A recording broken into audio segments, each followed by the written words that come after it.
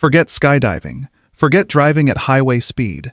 The single most dangerous thing you do on a regular basis is sleep. For a third of your life, your muscles go slack. Your awareness of the outside world collapses to almost nothing, and you become a motionless, defenseless pile of calories lying on the ground.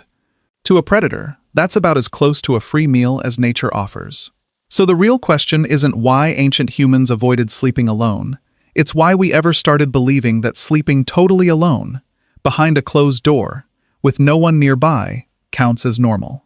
Start with the obvious driver. Predators don't clock out at night. Many of the animals that historically threatened humans most, big cats, hyenas, pack hunters, are considerably more effective specifically in low light, exactly when human vision and reaction time are at their worst. A lone sleeping human is close to the worst-case scenario a predator could ask for. Unaware, immobile, and with nobody nearby to raise an alarm. Sleeping in a group flips that equation. More bodies means more senses, even half-functioning ones, dramatically raising the odds that something approaching gets noticed before it's close enough to matter.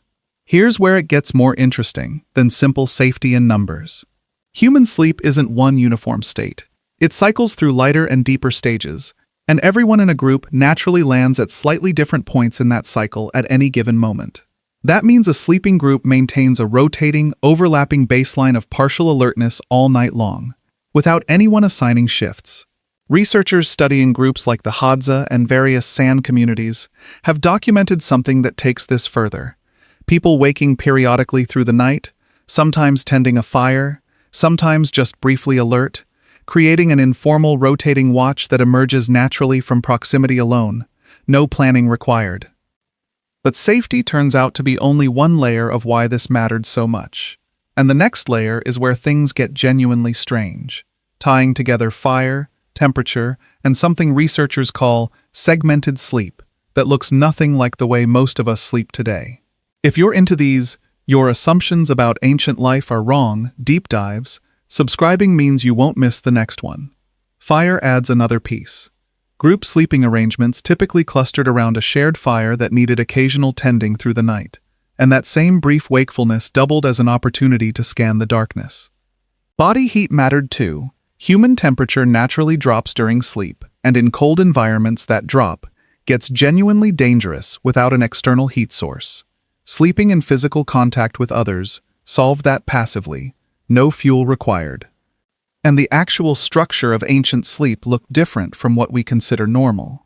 Historical records describe segmented sleep, a first sleep, an hour or more of quiet wakefulness in the middle of the night, then a second sleep before morning.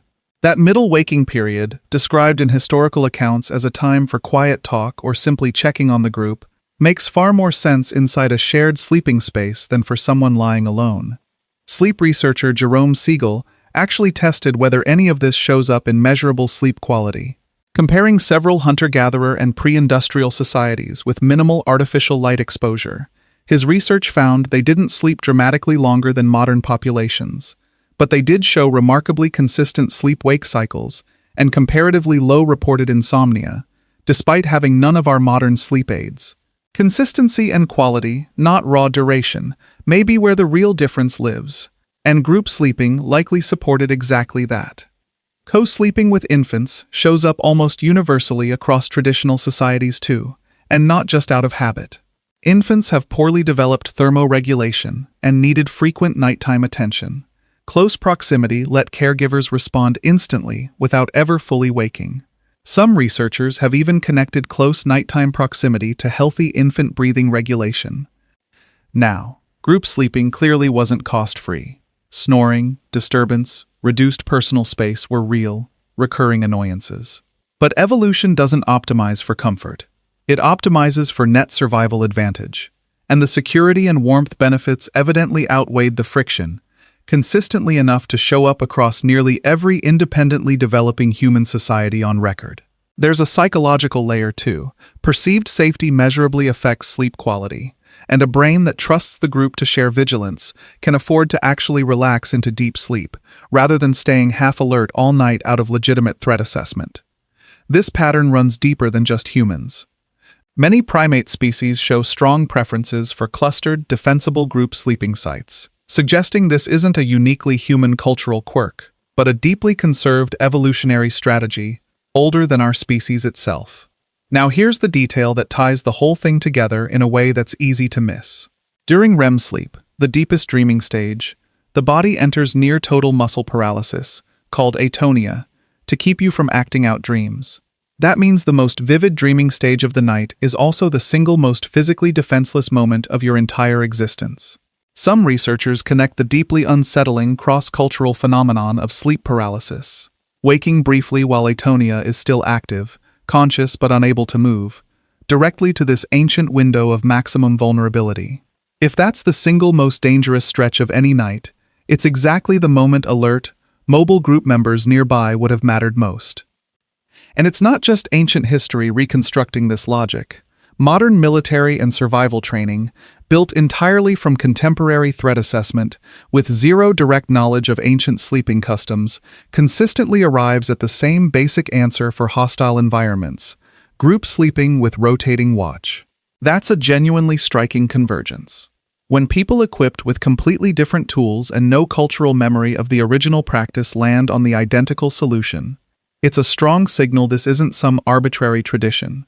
It's a fundamentally sound response to a real, persistent problem. So why didn't ancient humans sleep alone? Because sleep is genuine, serious vulnerability, reduced awareness, reduced mobility, and virtually no ability to respond to threat. And clustering together directly solved that through overlapping vigilance, shared warmth, and a fire that needed tending anyway.